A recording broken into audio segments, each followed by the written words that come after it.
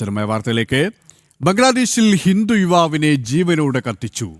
Nursing ജില്ലയിൽ ഒരു ഗാരേജിനുള്ളിലാണ് 23 വയസ്സുള്ള ചഞ്ചൽ ചന്ദ്ര ഭൗമിക്കിനെ തീ കൊളുത്തി കൊലപ്പെടുത്തിയത്. മുസ്ലിം മതമൗലികവാദികൾ അധികാരത്തിന്റെ ഭാഗമായ ശേഷം കൊല്ലപ്പെടുന്ന ഹിന്ദുക്കളുടെ എണ്ണം ബംഗ്ലാദേശിൽ ദിനം പ്രതി കൂടുകയാണ്.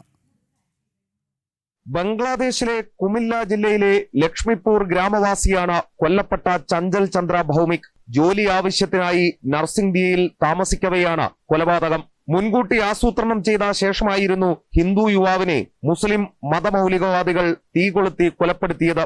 നർസിംഗ് ദി പോലീസ് ലൈനിനോട് ചേർന്നുള്ള മോസ്ക് മാർക്കറ്റ് പ്രദേശത്താണ് സംഭവം നടന്നത്. ദൃക്സാക്ഷികളും പ്രാദേശിക വൃത്തങ്ങളും പറയുന്നതനുസരിച്ച് വെള്ളിയാഴ്ച രാത്രി വൈകി ചഞ്ചൽ ജോലി ചെയ്യുന്ന ഗ്യാരേജിനുള്ളിൽ ഉറങ്ങവെയാണ് ആക്രമണം നടന്നത്. അക്രമികൾ പുറത്തുനിന്നും കടയുടെ ഷട്ടറിന് പെട്രോൾ ഒഴിച്ച് തീ കൊളുത്തുകയായിരുന്നു. കുടുംബത്തിന്റെ ഏക ആശ്രയമായിരുന്നു മരിച്ച ചഞ്ചൽ ചന്ദ്ര ഭൗമിക്. മുസ്ലിം മതമൗലികവാദികൾ അധികാരത്തിന്റെ ഭാഗമായ ശേഷം ബംഗ്ലാദേശിൽ കൊല്ലപ്പെടുന്ന ഹിന്ദുക്കളുടെ എണ്ണം ദിനം പ്രതി കൂടുകയാണ്.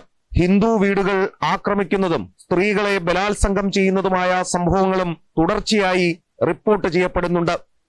എസ് ശ്രീകാന്ത്, ജനം, ഡൽഹി.